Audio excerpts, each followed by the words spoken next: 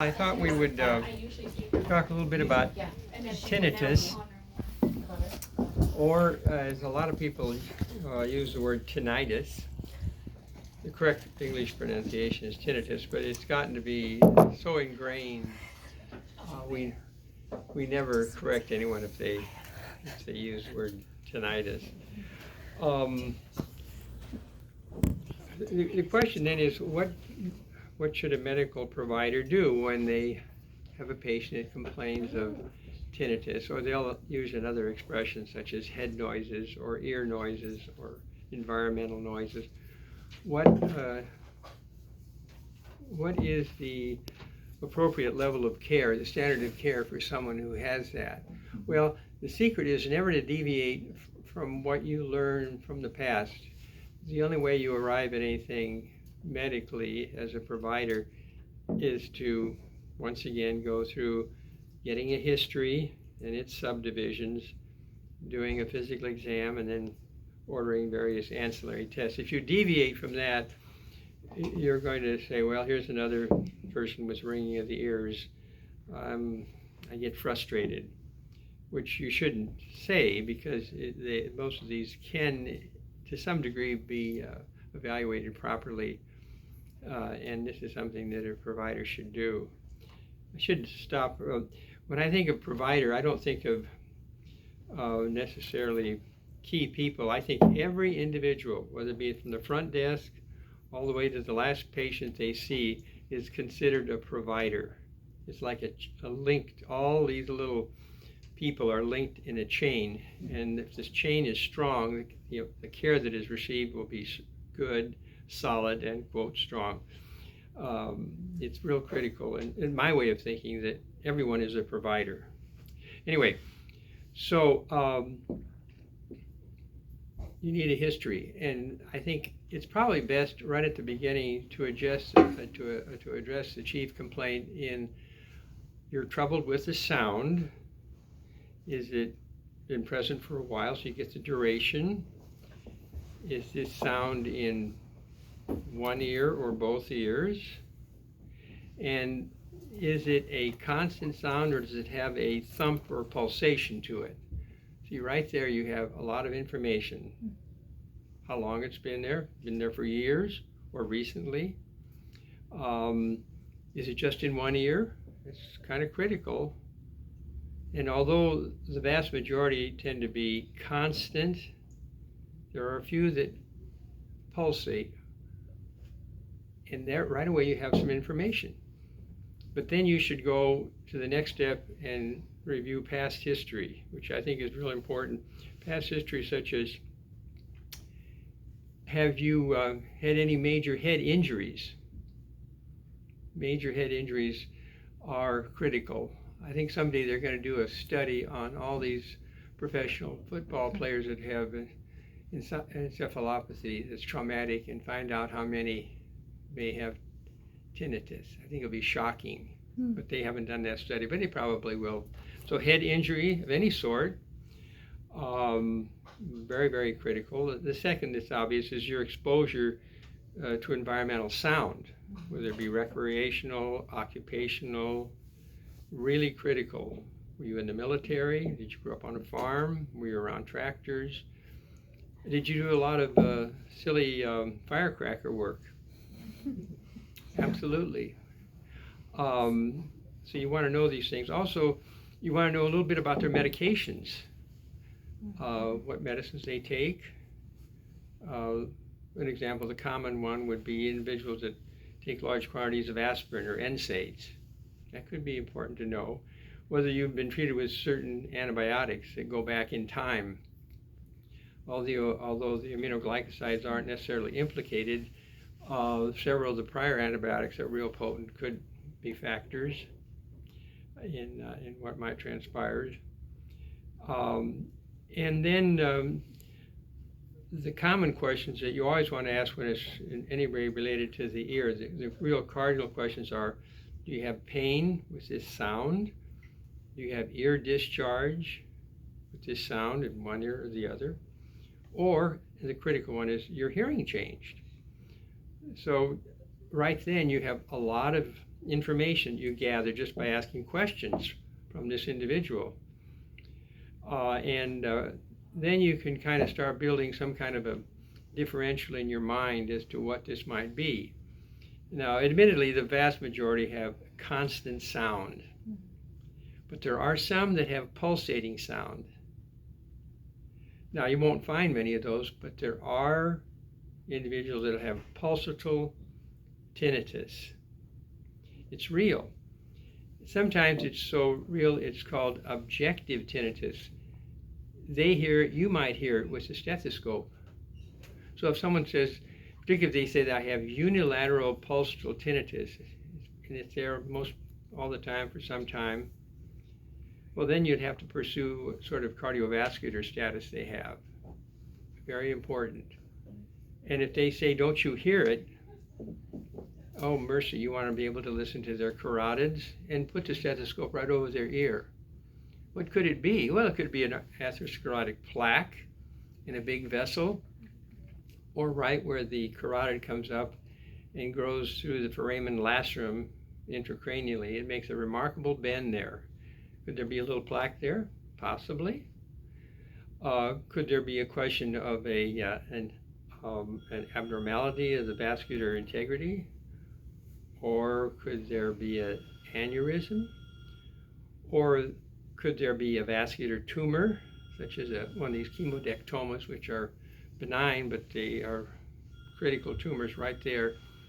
They grow in relationship to the internal carotid. These are realities. Could there be a fistula between the vein and the artery?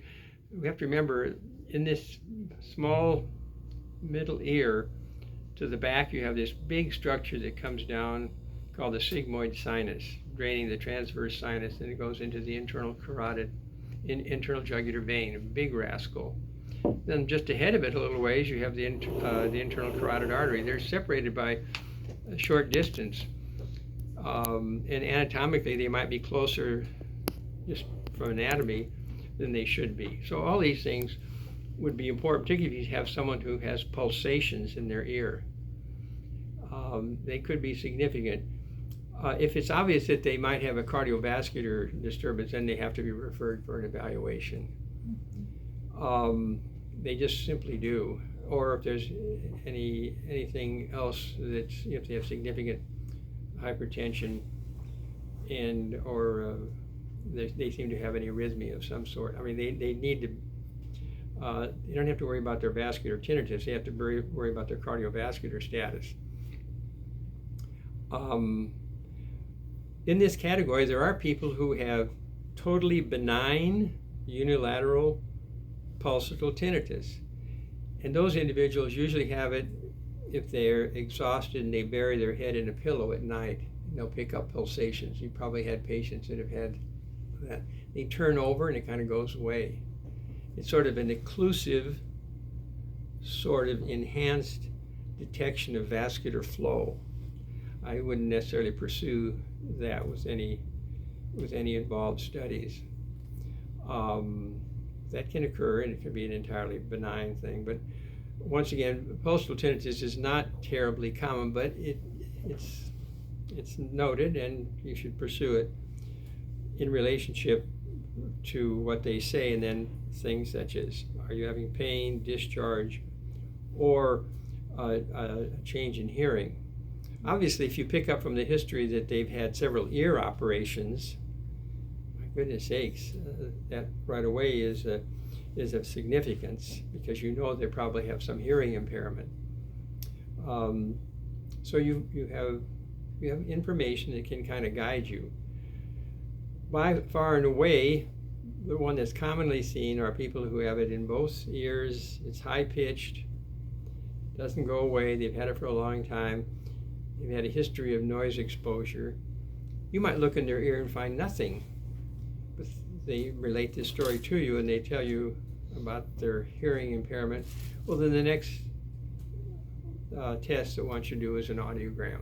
You have to test their hearing to see what extent the hearing loss that they have is. And that is probably the most common one that we see. high-pitched constant tinnitus related to an impairment of this cochlear message centrally that doesn't match up centrally, and there's some lack of matching, which creates this secondary sound of tinnitus, which is very common. And there's no cure for that. In fact, there's a wonderful organization called the American Tinnitus Association. This is their 50th year. They're in Portland, Oregon. They have a nice website. They have a lot of information on there, and I like it because they have repeatedly state there are no documented medications approved for tinnitus, despite all that you see advertised or in the drugstore. None of them have ever been approved, and they're very open about that. They talk about simple devices such as masking the sound if it's related to a weak sensory neural system where they have secondary lack of matching and they have tinnitus. They talk about masking the device, which has helped. There's no doubt that you can create a secondary sound when you have tinnitus in both ears and match against it. That's why people say, this tinnitus bothers me, but it's only at night before I go to bed. But if I'm in the family room where the television is on, there's noise in the kitchen from the radio, I don't pick it up. But at night, oh, it's very evident. I hear it, and it sometimes prevents me from going to sleep. These people they've been already evaluated, they have a sensory neural loss with associated tinnitus. Those people on their own have discovered that matching this abnormal sound with another sound seems to suppress it. We still don't know how that works, but it does, and that's why there's even devices that are sold that are like hearing aids that you can use to match against the sound they see. And that's why there's also a lot of devices that are available that people play in their bedrooms, such as waves crashing on the beach and wind blowing through the forest. They create this pleasant secondary sound to cancel this tinnitus sound that they have. But some of the obvious things, you might say, what would be obvious if their exam is negative, they've had tinnitus in both ears, it's not pulsal in nature, so it's probably not vascular, and they pass their hearing test. What do you do then? Well, obviously the history that you've taken, you want to be sure they're not loaded up on caffeine. There's some people that are real sensitive to caffeine. And I've seen it in teenagers. I probably mentioned this to some of you. Kids that drink large quantities of Mountain Dew. We've seen tinnitus from that. And obviously that's not harming the cochlea, but it certainly can causing this unpredictable sort of neural stimulation that creates tinnitus. So obviously you want to stop that. What if they don't drink any caffeine and they still have tinnitus? Well, then the question becomes, is this related to a lifestyle that they have, or is it related to stress and anxiety and depression? It could be. It's been written about. Particularly if they have an entirely normal auditory system, you do a very complete hearing test and they pass everything, and they had no history of exposure to sound of any sort that might have affected the frequencies beyond which we test, because we only test to 8,000 hertz, but they can have a damage higher than that from noise exposure. Then the question comes up, should you treat those patients? Well, I personally wouldn't treat them with any of the antidepressants and anti-anxiety medicine. I'm not saying someone shouldn't, but then you just have to weigh what benefits you think the patient will have and how closely they can be followed and monitored. And obviously in family medicine you probably have a better way of doing that than an ear, nose, and throat person, although they frequently use, the one that was abused years ago was Valium. Everyone had tinnitus had Valium. Well, that was probably wrong. Tons of people on Valium, and then to get them off Valium was a factor. They probably still use a bit of it. The one now that's commonly used is Xanax. They'll use that. It works. Should you keep them on it? Well, I'm not in a position to comment on the duration of that medication, how safe it is. Would they be better off seeing a mental health expert? Possibly, particularly if it's very obvious that they have certain factors that seem to contribute to tinnitus that is in the area of unusual anxiety or depression. I think it would be. Well, that's my thumbnail sketch, but to emphasize, you got to get as much historical information as you possibly can before doing anything other than you want to do a very good, careful exam. You know, a common one, let's say someone has jammed a bunch of cotton up against their ear. Will they have tinnitus? Yes, they have a conductive form of tinnitus. Take the cotton out, tinnitus goes away. They have a big hole in their eardrum. Well, they have hearing impairment plus tinnitus. You repair the hole, tinnitus will go away generally. If they have a problem with the ossicular chain, such as otosclerosis, you do a stapedectomy, and it's successful, the hearing will improve. Tinnitus should go away, but sometimes even with perfect hearing, they still have some remnant of tinnitus. It's again unexplained, but they certainly can be helped in the sense of their hearing. My experience is that most people, unless it's a significant mental health disturbance or there's a history of profound exposure to noise that's damaged progressively their cochlea, most people adjust to tinnitus without even realizing. They'll have masking little tricks that they'll use, and they'll sort of get by. Have there been people that have been depressed and have committed suicide because of tinnitus? Oh, it's been documented repeatedly. Those people obviously need significant mental health care. But as far as providing for these individuals, it's good to realize that they obviously have some concern. You should do some basic things, and often you end up checking their hearing, which is fine. It's a test that can give you a fair amount of information both ways, whether there is a loss or if it's normal. So obviously a simple hearing test should be ordered. If there's any doubt, just check their hearing. Any questions that I can answer for you? It's a common problem, been written about for years. Is it possible it just, because I used to have it and then it just went away? Yeah. You know, just kind of a random. Very common. And I mean, in our bedroom we put one of those little white noise things that you can turn the top and make it louder or softer. It works perfectly for that. Absolutely. Yep. And you probably have normal hearing, and you just have this. That's why there's some people who we know have more. They have normal hearing, normal anatomy. They just have more bioelectrical activity, if you want to use it, that word, coming off their cochlea. They've proven that many times. You can take 10 people, put them in one of these anechoic chambers. There's no sound at all. The walls are feet thick, the ceiling. You have them stay in there for 6 hours. It's so silent, it's beyond belief. You come out, 2 or 3 hours later, someone says, "Oh, I have ringing in my ear." You didn't do a thing. You put them in an environment where they became aware of their own bioelectric activity, and now they perceive it, and it rings.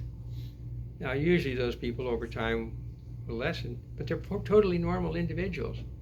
You've suppressed sound so great that secondarily they pick up what is living, quote unquote, within the cochlea. Right. And they're aware of it. And they're out of the chamber and they say, "Oh, my ear's still ringing." Well, the others say, "Well, it doesn't bother me any." Well, that individuals have probably had less what I call bioelectric activity off the cochlea. We don't know why. That's why some people can be entirely normal. Claustrophobia just thinking about that experience. In the room. I started to get. I imagined you shutting the door on me with walls that thick, and I was like, okay, I don't think I'm gonna do that. No. Actually, true. I did. I started that with it. I was in the booth last week. Oh, no, thank you. I have a patient that had an About 10 minutes in SNRI. the booth. that she had been told by her pharmacist, and then she saw her ENT doc. She had been on her SNRI for a while. I think it was Effexor, and one of the commonly reported side effects is the tinnitus, and so they tried switching her. Actually, I tried switching her to 2 different medications. It never went away, but she sees Stedinger, and he just gives her Xanax every night. So I told her, I said, you need to continue to see him because I'm not prescribing it long term like that. So she was started on the medicine because of tinnitus, or was it a secondary effect? It was a secondary effect. So she was From the started medication, initially yeah. for anxiety, depression, and Yeah. then they thought that started it, and so we took her off the SNRI, but never went away. Switched her to a couple different drug classes, and So do you think it was just random that it started at that time, or do you think it was actually? It's been implicated, no Yeah. doubt about it. there's lots of studies on it showing the Yeah. SNRIs, And even it SSRIs is very causing. definitely all of those have the potential. I was just surprised that the ENT doctor was willing So there to really use it. isn't any treatment besides the matching of the noise. You're saying that you would recommend per se, like there's Right. not any other treatment besides fixing your hearing if that was a major issue. Obviously, there's Right. not really anything else. If you have an entirely benign exam and normal hearing, there isn't anything other than masking that's safe. Got it. Yeah. Not addictive. You can go to Canada, and there's probably heaven knows how many medications in Canada not approved. There were a few here in the United States many, many years ago, in the 60s, that we used. No FDA approval. They had to do with increasing blood flow to the inner ear, which I think was just foolishness. They sold, heaven knows how much of that they sold. They finally stopped. The FDA said, no, can't do that. Because how would you target blood flow to the inner ear without targeting it everywhere? Well, that's why a lot of people took large quantities of nicotinic acid. They'd get a terribly red face, and they'd look like they've been out in the sun, because it increases cutaneous blood flow. Right. But they attributed, well, it'll increase intracranial blood flow, which is baloney. It doesn't. It just distracted you from your first problem. Probably. Red. So the gentamicin is one that they stopped using. Was it mainly because of the tinnitus, or was it also because of hearing loss over time? Well, gentamicin selects out the vestibular part, the balance part. It isn't terribly toxic. The one that was horribly toxic was kanamycin. It was deadly. So they don't use much kanamycin anymore. The other they still use, they have to monitor, just to be safe, they have to monitor their hearing. But it really seems to affect the vestibular part of the labyrinth. In other words, their true vestibular system in terms of absolute positive influence long-term from the vestibular part as far as ambulating, walking at night, and doing things like that. So with the hearing loss, though, and then the tinnitus that can come up, do they think that the hearing loss is because of the tinnitus, or is the medication? Yeah, it can be very specific to certain hair cells in the cochlea. It can be devastating. okay? That's why, streptomycin and dihydrostreptomycin were used for tuberculosis. Well, they used gentamicin on Michael when because he had meningitis when he was 6 weeks old, and so they said, look out for that. He'll likely have Streptomycin. They gave him streptomycin. Is that it? Yeah. Well, it probably was. Dihydro they stopped using because it would really affect the cochlea. Streptomycin can. Yeah, we use gentamicin, Yeah. ampicillin in the NICU for Yeah, almost I all swear of it our was babies. gentamicin. Gentamicin. Gentamicin. Yeah. You were saying streptomycin. Oh no, gentamicin. Oh, he did receive gentamicin. Yeah, gentamicin. yeah. I thought you were at strep. But they Sorry. told me to just watch out that they thought more than likely he would have hearing deficits, and Well, the he never potential is there, but because there's been so many people that have had real severe infectious diseases, they followed a lot of the people with gentamicin. It isn't predictable that it will impair hearing, but it can affect the vestibular part of the labyrinth, which you can live without. Right. Because they follow these people. But they're obligated, as far as providing medical care, to check their hearing. Right. They have to check their hearing just because there may be some idiosyncratic effect. And then they end up with someone that's profoundly deaf. Oh, gracious. Yeah. They'd have to check for sure. Yep.